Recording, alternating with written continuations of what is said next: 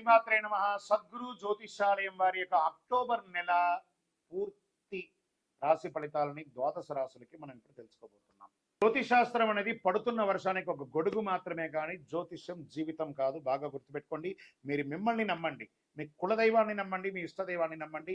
మీరు చేస్తున్న వృత్తి వ్యాపారానికి న్యాయంగా ఉండండి. తప్పకుండా మీ రాశి ఫలితాలు అద్భుతంగా ఉంటుంది. సకల దేవతలు మీకు అనుగ్రహిస్తారు. ఈ నెల అక్టోబర్ నెలలో ఎలా ఉందో ఒక్కొక్కటిగా మనం చూసుకుంటూ వెళ్తాం. జ్యోతిష్ శాస్త్రరీత్యా ద్వాదశ రాశుల్లో ముందుగా మొట్టమొదటిది మేషరాశి.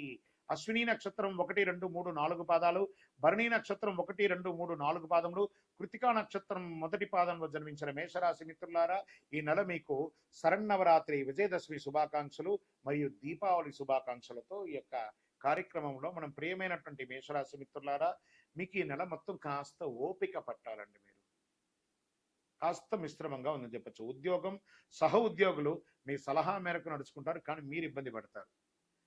మీరు ఎన్నో రోజులుగా కోరుకుంటున్నటువంటి ట్రాన్స్ఫర్స్ కొంచెం ఆగే అవకాశాలు ఉన్నాయి.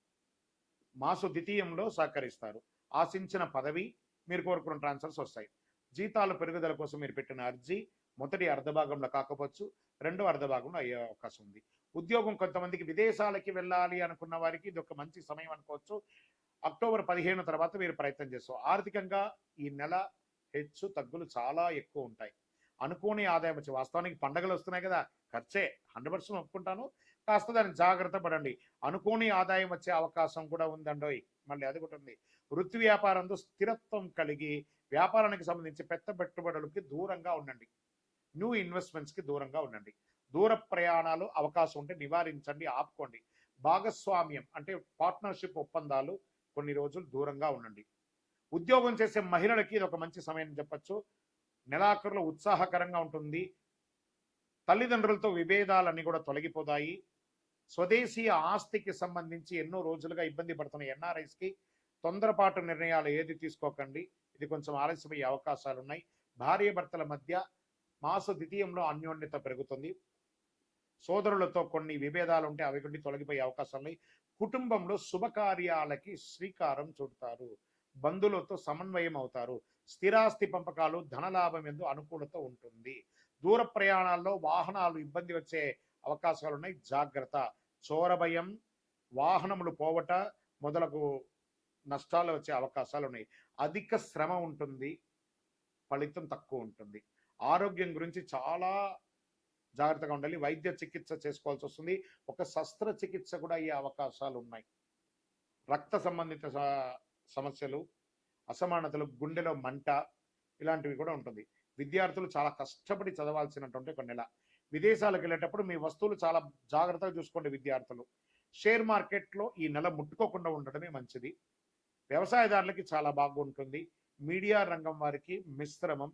ఐటీ రంగం వారికి ప్రెషర్ ప్రెషర్ ప్రెషర్. వివాహం కాని వారికి గెట్ రెడీ. మీకు రాకుమారుడు, మీకు ఒక రారాజు. స్త్రీ పురుషులు ఇరువురికి కూడా రాబోతున్నారు. గట్టిగా ఉండి.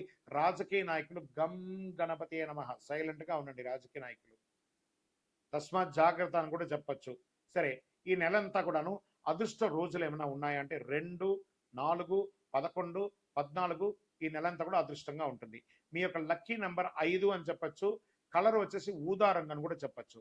ఈ నెల చంద్రాష్టమం అక్టోబర్ 6 సాయంత్రం నుండి 7, 8, 9 ఉదయం వరకు కూడా చంద్రాష్టమం ఉంటుంది. చాలా జాగ్రత్తగా ఉండండి. ఈ 2.5 రోజులు మౌనంగా ఉండండి. ఏ విధమైనటువంటి దస్తావేజులు సంతకం పెట్టకండి. ఎవరితో గట్టిగా మాట్లాడకండి. జాగ్రత్తగా ఉండండి. వాహనం నడిపేటప్పుడు కూడా చాలా జాగ్రత్తగా ఉండండి. సరే, చంద్రాష్టమం ఇది మీకు పరిహారం ఏమైనా ఉందా దీనికంటే? ఆదివారాల్లో సూర్య భగవాన్ని ప్రార్థించండి.